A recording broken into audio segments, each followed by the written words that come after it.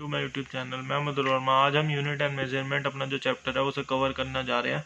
ठीक है, तो स्टार्ट करते हैं। यूनिट एंड मेजरमेंट, यहाँ पे लगभग एक क्वेश्चन तो हर साल आता ही है, कभी कभी दो क्वेश्चंस भी आ जाते हैं। ठीक है, तो देखो एनसीईआरटी के हिसाब से हम चलेंगे। ठीक है, एनसीईआरटी में देखो सबसे पहले हमारे पास क्या दिया हुआ है, इंट्रोडक्शन है। इसमें कुछ इससे यहाँ से क्वेश्चन नहीं आएगा।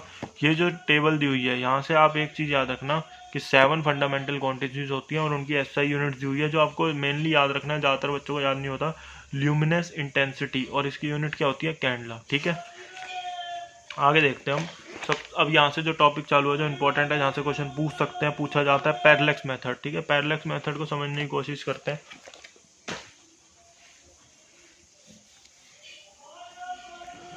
देखो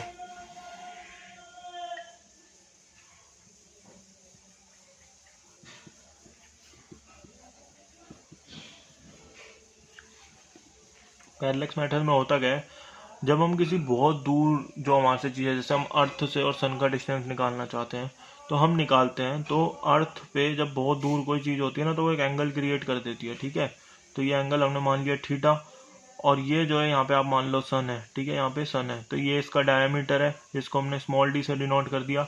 और ये अर्थ और सन के बीच का डिस्टेंस है, इसे हमने कैपिटल डी से डिनोट कर दिया। देखो यहाँ पे आपको पहले तो मैं रिलेशन बता देता हूँ। Theta is equal to small D by capital D, ये रिलेशन होता है। ठीक है, इन तीनों के बीच में। तो जो स्मॉल डी है, देखो याद रखने का तरीका क्या है, ज़्यादातर जो डायमीटर होगा किसी चीज़ का, या सन का या मून का, किसी का भी, तो वो जो है वो डिस्टेंस जो है उससे छोटा होगा, तो इसलिए हमने उसे स्मॉल डी से डिनोट कर दिया, उसे कैपिटल डी से। जो छोटा है उसे स्मॉल डी से, जो बड़ा है उसे कैपिटल डी से। यूनिट एंड मेजरमेंट एक छोटा चैप्टर है, और पैरेलैक्स मेथड जो है वो हमारा दिया किसमें हुआ, यूनिट एंड मेजरमेंट वाले चैप्टर में। तो इसलिए उसमें वो छोटा चैप्टर है, तो इसलिए उसमें छोटा जो डी है, स्मॉल डी है, वो ऊपर और बड़ा डी नीचे। ठीक है, अब आपको पैरेलैक्स मेथड में याद क्या क्या रखना है, एक तो ये फॉर्मूला याद रखना है, दूसरा आपको क्या याद रखना है, 2 पाई, जो कि रेडियन में एंगल की वैल्यू होती है, उसमें 360 डिग्री होते हैं।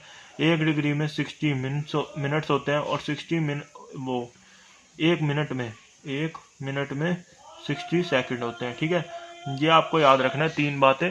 ठीक है, ये जहाँ पे सिंगल हाइफन है, ये मिनट को डिनोट करता है, डबल हाइफन जो है वो सेकंड को डिनोट करता है। ठीक है, 3 बातें याद रखेंगे।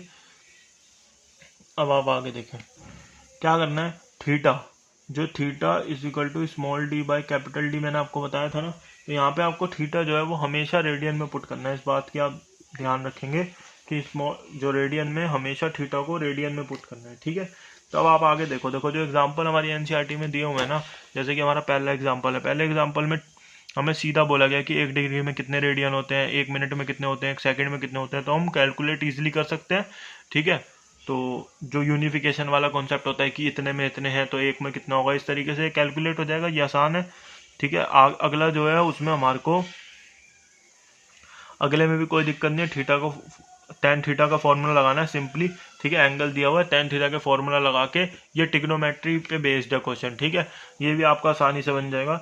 अगला देखें आप, यहाँ पे ये जो है ना, थीटा इज इक्वल टू, देखो यहाँ पे आपको क्या बोला, the moon is observe from a diametrically opposite point A and be on the earth. देखो थीटा दे दिया आपको, और अर्थ का डायमीटर दे दिया। ठीक है, मतलब कि आपको स्मॉल डी दे दिया गया और थीटा दे दिया गया। तो थीटा जो है ना, वो आपको यहाँ पे डिग्री और मिनट में दिया हुआ है, तो इसको आपको रेडियन में कन्वर्ट करना है, तो रेडियन में कन्वर्ट कर लिया आपने इसको। ठीक है, तो फिर आपने सिंपल फॉर्मूला लगा के आंसर निकालिए। देखो रेडियन में आप कैसे कन्वर्ट करेंगे, देखो मैं आपको एक ये करके दिखाता हूँ कि हम इसको रेडियन में कैसे कन्वर्ट करेंगे। देखो जैसे थीटा आपको कितना दिया हुआ है, यहाँ पे 1 डिग्री 54 मिनट, तो इसको हम सारे के सारे को मिनट में कर लेते हैं। तो ये इसमें कितने होंगे, 60 मिनट प्लस 54 मिनट, तो टोटल कितना हो गया हमारे पास, टोटल हमारे पास हो गया ये 114 मिनट। ठीक है, तो अब आप देखो 114 ये कितना हो गया, मिनट्स हो गया। तो हम कैसे कर सकते हैं, 2 pi is equal to 360 degree, degree होता है। ठीक है, तो 360 डिग्री, तो डिग्री को 1 डिग्री में कितने मिनट्स होते हैं, 60 मिनट्स होते हैं, तो 360 डिग्री में कितने मिनट्स होंगे, 360 इंटू 60 मिनट्स। ठीक है, तो ये 2 पाई इधर आ गया। अब यहाँ पे हम इसको नीचे ले आएंगे, तो 2 pi is equal to 360 into 360 minutes is equal to 1 minute. 1 minute में इतने रेडियन हो जाएंगे। ठीक है, 1 मिनट में इतने रेडियन, और हमारे पास मिनट थे कितने, 114, तो दोनों तरफ 114 से इंटू होगा, ठीक है, दोनों तरफ 114 से मल्टीप्लाई हम कर लेंगे तो हमारे पास आंसर आ जाएगा।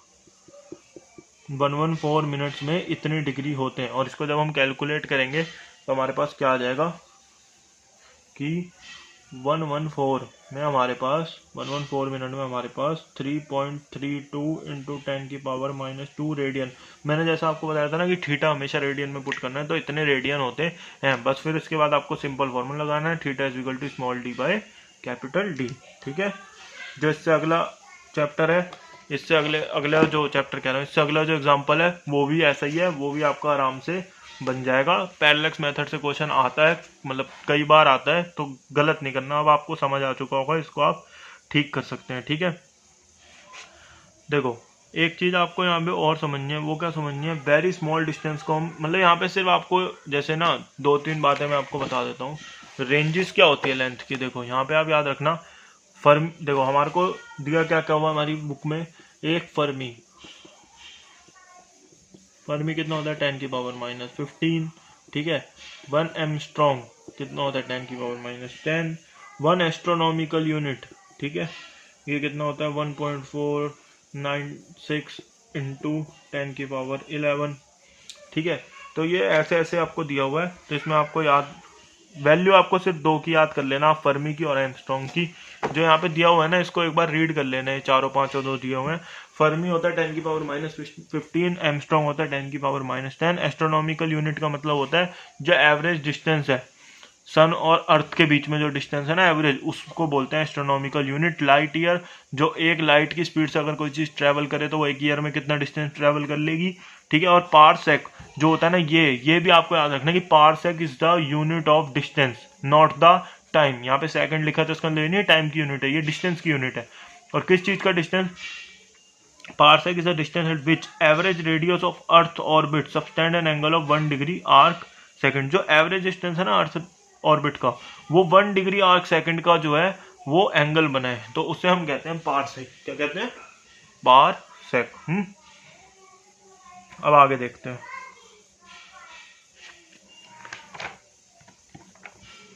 हाँ, अब देखो यहां से मैं आपको पढ़ाना चालू करता हूँ। एक्यूरेसी और प्रिसाइज, देखो इन दोनों में आप जो है ना डिफरेंस समझ लो, एक्यूरेसी और प्रीसीजन, ठीक है, इन दोनों में आप फर्क समझें। एक एग्जांपल से समझते हैं इस फर्क को, ठीक है। अब एग्जांपल ले लो कि जो हमारी ट्रू वैल्यू है, ट्रू वैल्यू जो है ना वो हमारी मान लो 1.5 है। ट्रू वैल्यू हमारी कितनी है, 1.5 हमारी ट्रू वैल्यू है।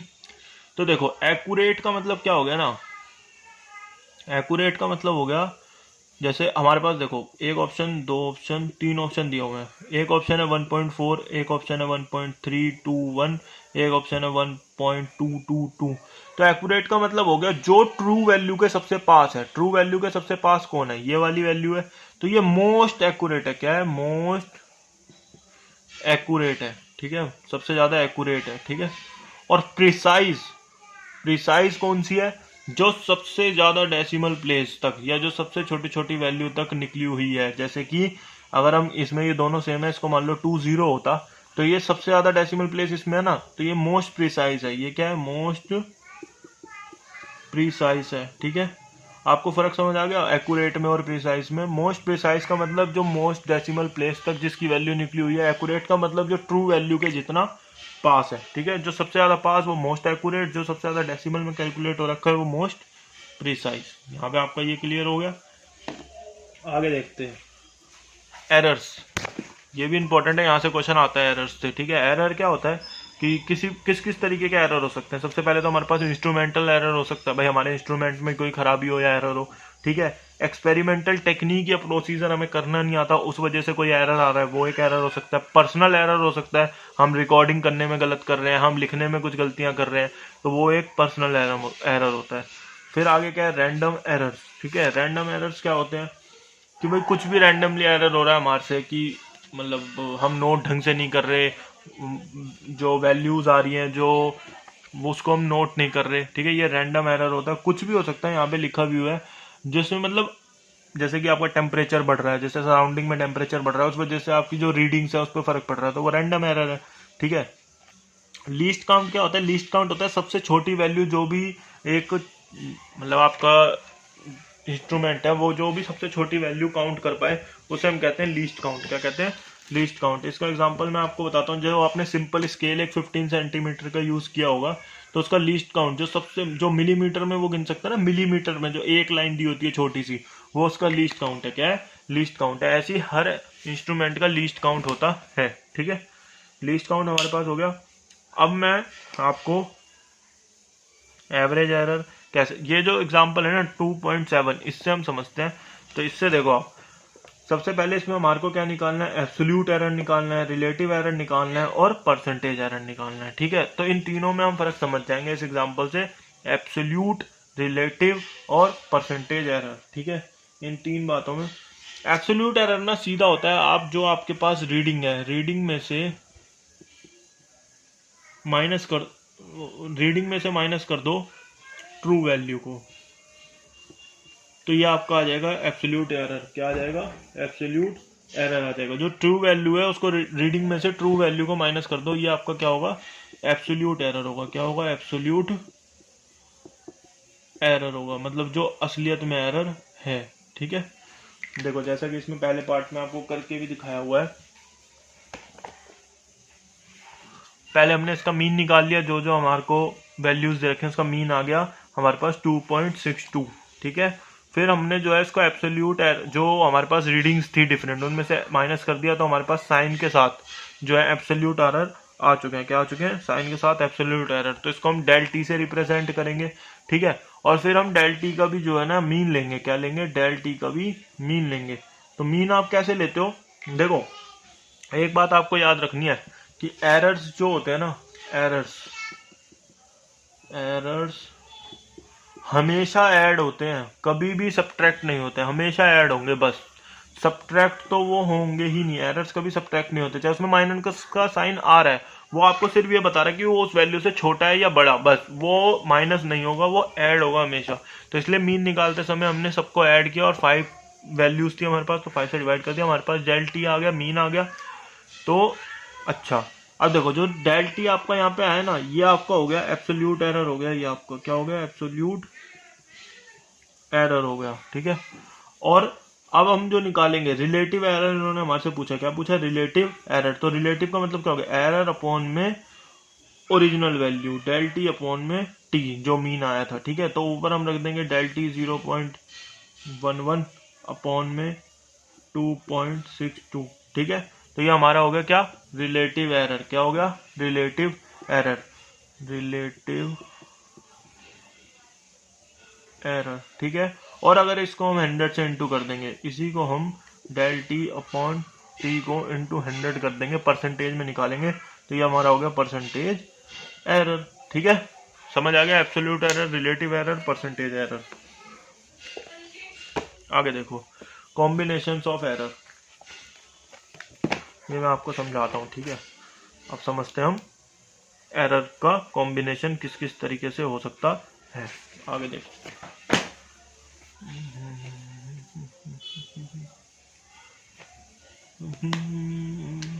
देखो एक बात आपको याद रखनी है कि जो एरर होते हैं ना, मैंने अभी पीछे भी आपको बताया, ये हमेशा ऐड होते हैं बस, सब्ट्रैक्ट नहीं होते। ठीक है, सब्ट्रैक्ट नहीं होते। अगर कहीं पे एडिशन हो रहा है 2 क्वांटिटी का या सब्ट्रैक्शन हो रहा है 2 क्वांटिटी का, तो जो उनके एरर्स हैं, जो उनके एरर है ना, वो ऐड हो जाएंगे। क्या होंगे? ऐड होंगे। और कौन सा एरर ऐड होगा? Absolute error. कौन सा एरर? Absolute error. ठीक है, ऐड हो जाएगा। और अगर कहीं पे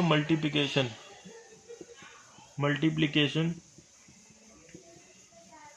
या डिवीजन, मल्टीप्लिकेशन या डिवीजन है, ठीक है, तो वहां पे क्या होगा ना, जो परसेंटेज एरर या रिलेटिव एरर,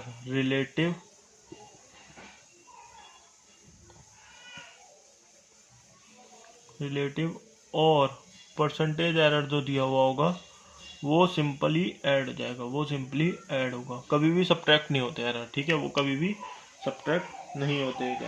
एक एरर कभी भी सब्ट्रैक्ट नहीं होगा। ठीक है, अब हम देखते हैं।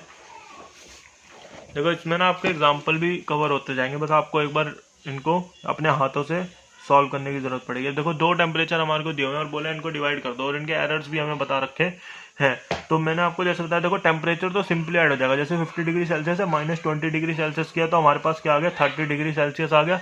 तो जो इसका एरर है 0.5 का इधर है, 0.5 का इधर है, बेशक से हमने इसको माइनस किया, क्या किया है, माइनस किया है, पर जो इसका एरर है वो प्लस हो गया। तो हमारे पास एरर कितना आ गया, 1 degree Celsius, plus minus 1 degree Celsius. ठीक है, आगे देखो प्रोडक्ट में और डिवीजन में कैसे एरर निकालते हैं, इसको हम एक एग्जांपल से समझते हैं जो हमारे को अगले पेज पे दिया हुआ है, V is equal to I R वाला। देखो V हमारे को क्या होता है, ये हम पढ़ेंगे, V is equal to I R होता है, voltage is equal to current into resistance होता है। तो यहाँ पे हमारे पास जो है ना, वोल्टेज हमें दी हुई है, I दिया हुआ है और बोला R कैलकुलेट करो, तो V बाय I होगा। तो हम सिंपली क्या यहाँ पे पुट करेंगे, V की वैल्यू 100 बाय I की वैल्यू 10 जो ओरिजिनल वैल्यू है। तो ये हमारे पास ओरिजिनली क्या आ गया, 10 आ गया। ठीक है, जो एक्यूरेट वैल्यू है। और अब हम अगर एरर कैलकुलेट करेंगे, क्या कैलकुलेट करेंगे, इसके लिए एरर कैलकुलेट करेंगे।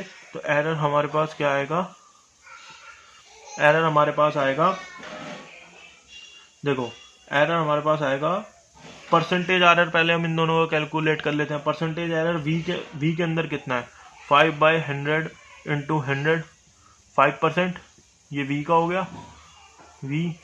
ठीक है, और I के लिए कितना है, I के लिए ऐसे कैलकुलेट करेंगे तो 2% है, कितना है, 2%। ठीक है, तो इन दोनों का, इसका 2 है, इसका 5 है। मैंने आपको क्या बोला था, एरर हमेशा क्या होते हैं, एरर हमेशा ऐड होते हैं। तो टोटल एरर कितना आएगा, 7%। क्या आएगा, 7%। यही आपको इस एग्जाम्पल में पूछा है। ठीक है, बस एक बात याद रखनी है कि एरर हमेशा ऐड होते हैं। ओके, रेजिस्टेंस वाला क्वेश्चन अगला जो है,